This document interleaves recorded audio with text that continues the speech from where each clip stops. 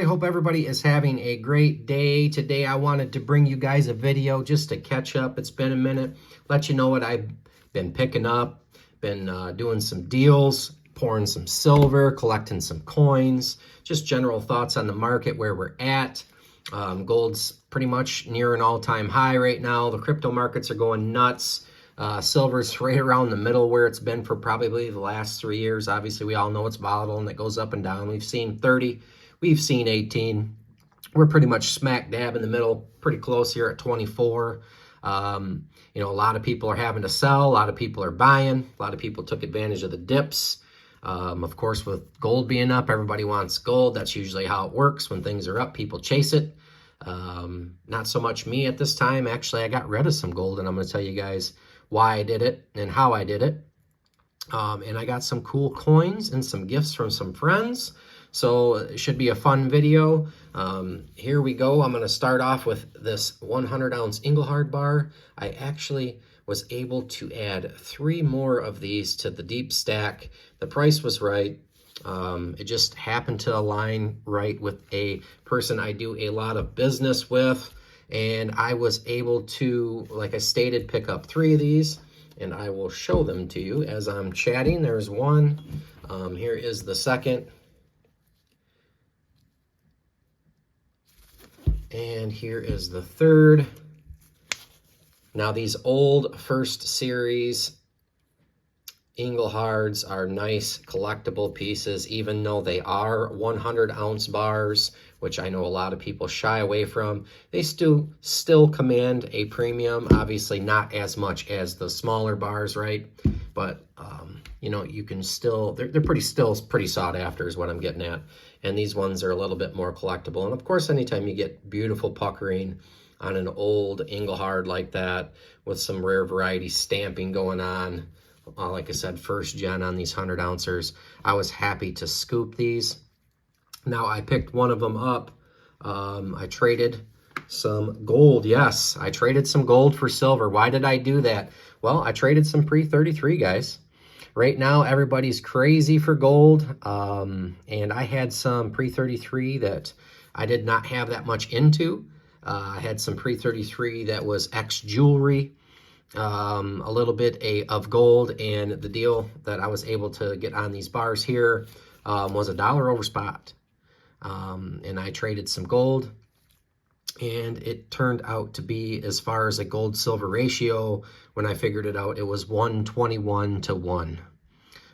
So I was very happy with that. I don't regret it whatsoever. I feel like it was a great move. I know some of you guys out there may think that I'm crazy for getting rid of some pre-33. Like I said, it wasn't that much gold, and once again, some of those were, you know, ex-jewelry pieces. And I was able to get a premium out of them that I was very happy getting. So I think it was a solid trade, and I'm happy to add these into the deep stack. I'll have to pull out Engelhard bars and do like an Engelhard bar video at some point in the near future. That's something that would be fun. Here we have some 1-ounce Engelhards, and these were actually a gift from my good buddy Shiny Package. I sent him a gift of some poured silver, and of course he couldn't just accept the gift. You know, he had to send something back, you know. So I obviously appreciate that. These will go in with my 1-ounce Engelhard bar stack, my collection, because I do collect Engelhard. You know, obviously those were a gift, but I don't like to overpay for the vintages. You guys all know, if you've been watching me for years now, and next month is going to be coming up on 10 years stacking for me, chasing those vintage bars down. I've done pretty darn well over the years with it. I don't regret any of it, and I can't honestly tell you if there was a better way to do it for me over the last decade. And you know, again, I've shared a lot of the stuff in the videos, some things I haven't, but the vintage has done well for me. I didn't chase it, I didn't pay a whole lot for it, and I continue to hunt it down, even though it's harder and harder to hunt down these days. So we're going to move into some coins here. Now this, let's see if I can zoom in and give you a lot better look at this absolutely gorgeous Pilgrim Commem with nice bullseye toning and excellent color. This was a gift from my good friend Silver Vessel. He just wanted to send me this coin. I had sent him some stuff, and of course, you know, being one of the nicest guys I've ever met, Vessel had to send me some stuff, and we've done that back and forth with one another over the years. You know, just a real good person, real good friend of mine, and I appreciate you, good buddy. And it's an absolutely stunner, beautiful, stunning coin to add to my coin collection. Been enjoying the coins as of late, as well as, I should say, as the vintage. Here is a 1938 Canadian dollar, as you can see, and this was also a gift from my buddy Vessel. He knows I'm putting together a date set of these, and I had one that wasn't quite very good looking, and he sent me this beautiful piece here. So absolutely happy to add those to my coin collection. So I appreciate you, good bud. And I'm going to share some graded stuff next. And my coin shop actually had quite a bit of graded stuff in. And my lighting's not perfect for showing off the nice bullseye rainbow toning and clean cheeks like I search for every time I'm looking for some nice graded Morgans. But this is an old school annex holder. I realize PCGS, NGC's better on the secondary market. The price was right, and I respect annex grades. I believe that they grade their coins well, so I had no problem picking this one up. Like I said, nice, beautiful, clean cheek, some beautiful colors there around the rim, and just a cool piece to add to my Morgan collection, which I'm going to do a video on, and I'll try to get the lighting just right, because I do have some very attractive toned coins that I've been hunting down and adding to my collection over the years that I'd like to be able to show off and share to you guys, because I know some of you guys appreciate that. I know some people are into more of the blast white, which I completely respect, and I do have some blast white as well. However, I do enjoy the bullseye toning. So this 64 is a common date, 84.0. Just a gorgeous coin. Got a really slamming deal on that one, so that one came home with me. Here's another 64 common date, this time an old school NGC holder in 1885. Again, nice clean cheek there, some bullseye toning. Wish I could show it off a little bit better. We'll pull these back out with my other Morgans when I get a better lighting setup for that situation. Because I'm gonna do, I know I've brought it up in the past, I'm definitely gonna send out some stuff. I have a lot of world coins to send out, so it's probably gonna be an NGC thing, and we'll do like a before and after. I really enjoy watching those videos, so I'll have fun doing that for you guys, and it'll be my first time sending out to NGC, so we'll end up seeing how I do with that. So those are a couple more Morgans, and last but not least of the Morgans, I have an MS65 PCGS. As you can see here, the old GSA holder, and this is my first Carson City Morgan, and it is a stunner. As you can tell, obviously a 65 is going to be a pretty coin. Lovely detail in that, not much chatter at all, nice clean cheek, beautiful piece. I got this well below retail. Just been finding some really good deals lately, guys, that I've been really happy with. I think a lot of the coin shops are full of stock right now, so that, you know, they need to continue to turn and burn, as you would say. You know, move product, get product in. You know, you have to have so much liquid to be able to get all these deals and turn and burn for these local coin shops. You know, and they have a lot of stuff there, and not to throw a little dig in there, but, you know, I definitely, it wouldn't be one of my videos if I didn't mention 90%, right? You know, you go from last year, and everybody's like, oh man, you hate on it so bad. And trust me, I don't hate on it so bad, guys. I've told you guys over and over again why I don't buy it, and it's mainly just because I pour, right? And that's pretty much it. It's not that I don't like it or anything. My issue with last year was everybody saying, well, first of all, everybody paying $30-some an ounce for it, paying astronomical premiums on it, and all the fear mongering, oh, you better buy it up before it's all gone and all that crap. And, you know, now the coin shops are chock full of it, and they're you know, you can get 90% cheaper than rounds now, at least locally for me. You know, the last time I checked, obviously silver silver went up a little bit this week. Last time I checked, it was like 17 something per face, and that's halves, dimes, no matter what you wanted.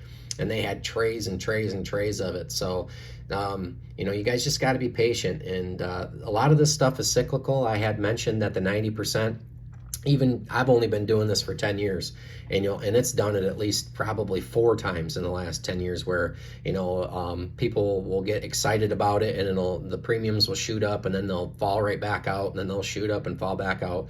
You just got to wait for the right opportunity to buy.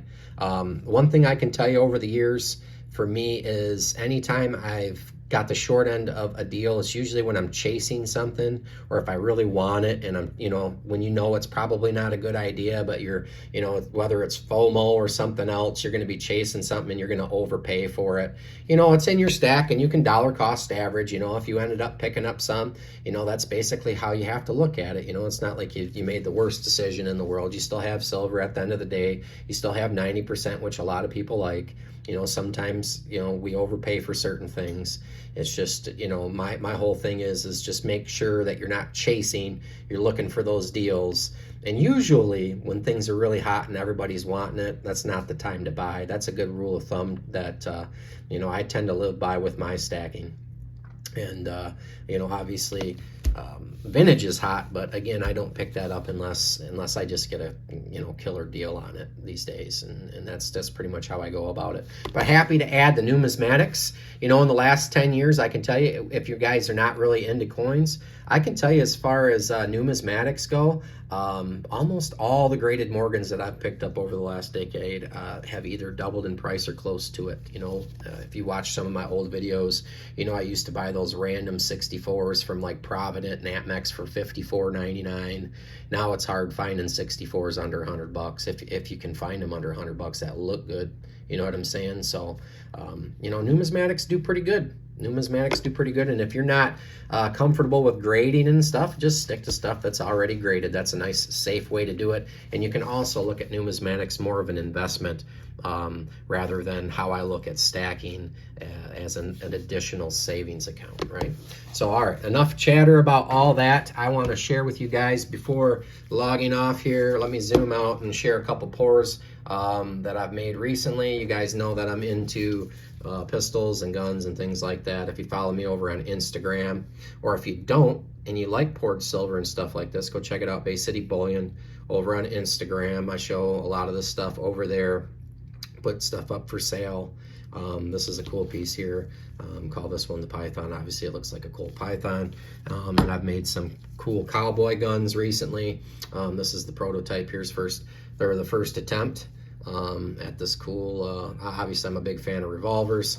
I like the old single actions, and I'm a definite hunter and sportsman, and love to target shoot and all that type of stuff, and I also love pouring the pistols and guns. So if you're into that cool stuff, go check it out over there. I don't show as much here on this YouTube channel, but let me know. I'm curious to know what you guys think about my deal about moving some gold for some silver. Would you have done the same thing if you got the deal that I did? I'm curious to see what everybody's opinions are. What are you guys picking up right now? Are you picking up anything? Do you think the market's too high? I've always been a person that just hunts down deals. I rarely buy just to buy weight anymore. Once you get to a certain point or a certain weight in your stack, if you're newer, I tell all the new people still, no matter what happens, I say just go out there and purchase the cheapest generic that you can. If you are a new stacker and you're trying to get ounces in the beginning, there's going to be a million things that catch your attention or may pull you out of that. But I say stick to it, stick to your guns, stay disciplined, don't chase stuff, don't overspend. Have fun with it. But I think at the end of the day, like I said, the markets are cyclical. Different coin shops open and close. People pay different premiums for stuff all the time. That is always changing. You can't just stack to what your local coin shop will buy from you today, next month, next year, 10 years down the road, whenever you're ready to sell. It may not be the same coin shop, may not be the same guy, it may not be the same prices. So at the end of the day, I always recommend close to spot, don't pay the premiums, my personal opinion, I don't pay the premiums on Silver Eagles and stuff. I know that's not popular amongst a lot of people, especially on YouTube. A lot of the biggest channels, you know, that's what they tell people. For me, there's nothing wrong with it. I'm not talking smack. I'm just real with you guys, and I'm honest with what I do. You know, I'm not going to say stuff just for views. I'm not going to say stuff to make you guys give me a thumbs up. I'm going to be completely transparent always. Show you guys what I'm buying, why I buy it, and why I'm into it. You know, there's no wrong way to do it, guys, as far as I'm concerned. I just share my opinions, and I hope that you tune in to hear them. Whether you agree with them or not, we can have good conversations down below. So I appreciate each and every one of you for stopping by. Please like, comment, subscribe, and we'll catch you on the next one.